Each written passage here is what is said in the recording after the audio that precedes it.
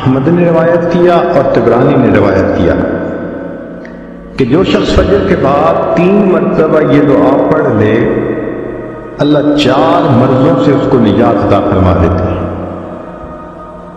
امید ہے کہ مستورات توجہ سے یہ بات سنیں گی اور اس کی اہمیت کو ذرا سمجھیں گی کہ جو شخص فجر کے بعد 3 مرتبہ یہ آیت پڑھ لے تو اللہ تعالیٰ اس کو 4 بڑے بڑے مرضوں سے بچائیں گے۔ نمبر 1، پاگل پن۔ اگر کوئی آدمی مینٹلی ان بیلنسڈ ہو، ریٹارڈڈ ہو،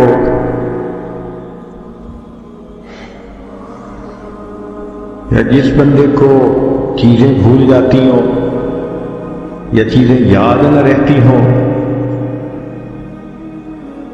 ذہن سے متعلقہ جو بیماریاں ہیں وہ اسی پاگل پن کے زمرے میں آئیں گی۔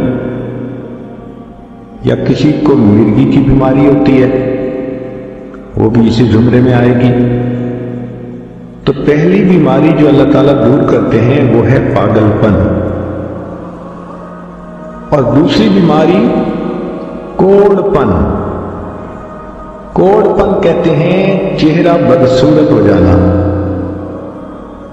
یہ بھی ہو سکتا ہے کہ برس کی بیماری ہو جائے، جیسے بعض عورتوں کو جلد بالکل سفید ہو جاتی ہے اور عجیب بدنما چہرہ ہو جاتا ہے، یا کئی مرتبہ جسم پہ تل اتنے نکل آتے ہیں، دانے اتنے نکل آتے ہیں کہ چہرہ بدنما ہو جاتا ہے، یا چہرے پر داغ پڑ جاتے ہیں کالے رنگ کے۔ تو چہرے پہ داغ پڑے، چہرے پہ دانے بنے، یا چہرے پہ برس کے نشان پڑے، کوئی بھی چیز ہوگی وہ اسی کوڑ پن کے زمرے میں شامل ہوگی، جس سے کہ چہرہ انسان کا بدصورت ہوتا ہو۔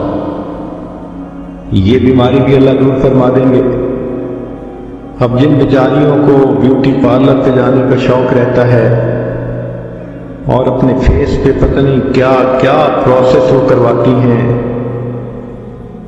تو ان کو تو چاہیے کہ وہ اس آیت کو یا اس فکرے کو بار بار پڑھیں تاکہ اللہ تعالیٰ ان کے چہروں کی خوبصورتی دیر تک سلامت رکھے۔ اور تیسری چیز ہے اندھا پن۔ اندھے پن سے مراد یہ کہ آنکھوں کی بینائی ہی چلی گئی، یا آنکھوں میں موتیا بند آ گیا، یا آنکھوں پہ اینک لگانی پڑ گئی۔ یہ سب ایک ہی بیماری کی تفصیلات ہیں۔ تو جن کی نظر کمزور وہ بھی پڑھ سکتی ہیں، یا جن کو لینس لگانے پڑتے ہیں کنٹیکٹ لینس سے ہی یا کوئی اور، اس مصیبت سے بھی جان چھوٹ گئی، اور جن کی بینائی چلی گئی اللہ ان کے لیے بھی آسانیاں فرما دیتے ہیں۔